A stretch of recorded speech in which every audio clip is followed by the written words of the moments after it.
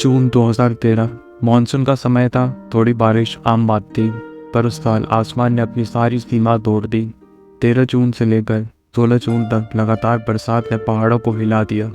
ज़मीन पानी से भर गई, ग्लेशियर पिघलने लगे और ऊपर पहाड़ के अंदर कुछ बड़ा होने वाला था।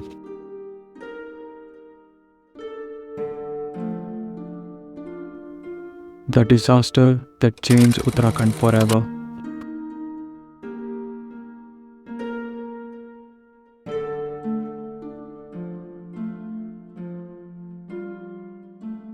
हर साल लाखों लोग अपनी आस्था के साथ केदारनाथ की यात्रा पर निकलते हैं, लेकिन 2013 में यही पवित्र भूमि तबाही का एक ऐसा मंजर बन गई जिसे देखकर हिमालय भी शायद रो पड़ा था।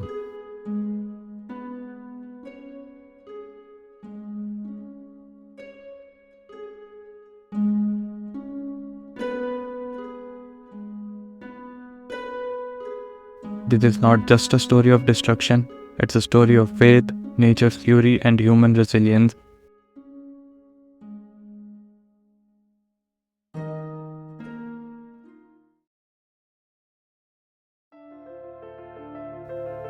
केदारनाथ से कुछ ही दूर 3 किलोमीटर ऊपर स्थित है एक छोटी सी झील, चोराबारी ताल, जिसे लोग गांधी सरोवर भी कहते हैं।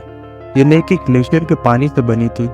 नॉर्मली ग्लेशियर का पानी धीरे धीरे निकलता था, लेकिन 16 जून 2013 को नेचर ने अपनी हदें तोड़ दी।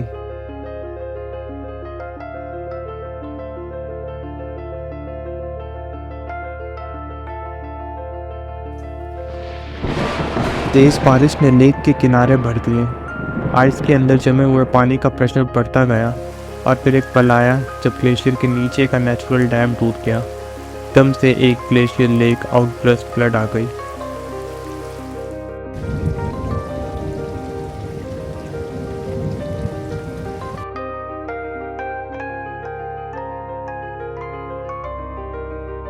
अगर हम ग्लेशियर लेक आउटबर्स्ट फ्लड की बात करें तो ये फिनोमेना ऐसा कुछ होता है कि हिमालयस के नीचे ना छोटी छोटी झील बन जाती है अपने आप नेचुरल झील। ये झील बर्फ, पत्थर और मिट्टी से बने नेचुरल डैम से बंधी हुई होती हैं।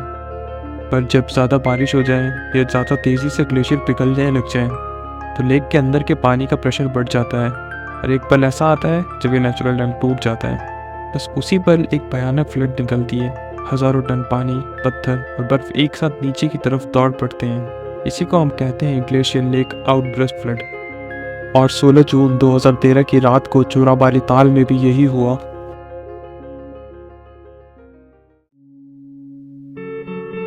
कुछ सेकंड्स के अंदर ही हजारों लाख लीटर पानी, पत्थर और ग्लेशियर का भार केदारनाथ की ओर भागता चला गया।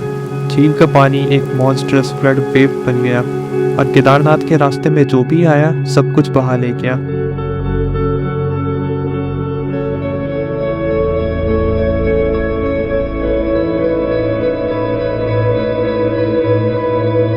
टेंपल के आसपास लॉज, होटल्स, बाजार सब कुछ मिट्टी में मिल गया।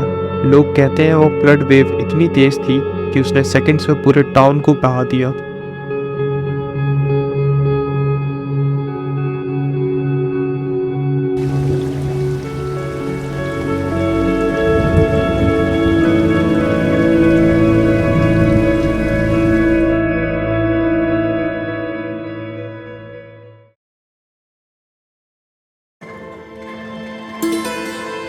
लेकिन इस तबाही के बीच एक अद्भुत चमत्कार हुआ।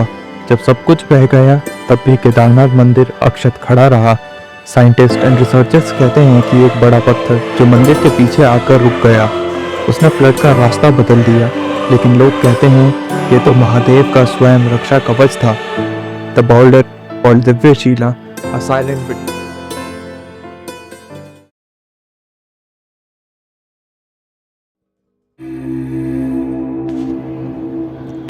नेक्स्ट मॉर्निंग जब आसमान साफ हुआ तो सिर्फ तबाही थी।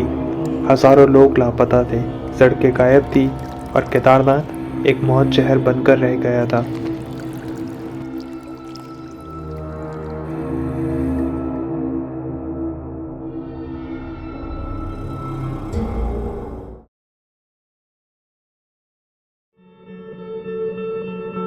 फिर शुरू हुआ इंडिपेंडेंट इंडिया का सबसे बड़ा रेस्क्यू ऑपरेशन, आर्मी।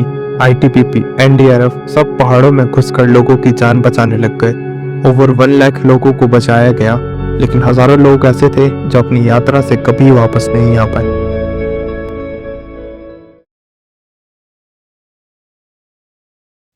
एक्सपर्ट्स कहते हैं इस ट्रेजेडी का असली कारण सिर्फ बारिश नहीं था, बल्कि अनकंट्रोल्ड कंस्ट्रक्शन, डिफोरेस्टेशन और क्लाइमेट चेंज जैसी चीजें भी जिम्मेदार थी। हिमालय जैसे कोमल पहाड़ नेचर का एक बैलेंस है, उस बैलेंस को तोड़ोगे तो वो अपना संतुलन फिर से बनाएगा। आज 12 साल बाद केदारनाथ फिर बस गया है, मंदिर फिर से चमक रहा है, लोग फिर से हर हर महादेव के नारे लगाते हैं, लेकिन उन पत्थरों के नीचे वो कहानियां आज भी दफन है, जहां आस्था और तबाही दोनों एक साथ लिखी गई थी। केदारनाथ सिर्फ एक मंदिर नहीं है, ये एक याद है कि जब प्रकृति का संतुलन बिगड़ता है तब पहाड़ भी रो पड़ते हैं, पर जब आस्था मजबूत होती है तो हर तबाही के बाद एक नई शुरुआत होती है। अगर आपको ये वीडियो पसंद आई हो तो इस वीडियो को लाइक करें और भी ऐसी स्टोरीज के लिए शैडो एंड स्टोरीज को सब्सक्राइब करें।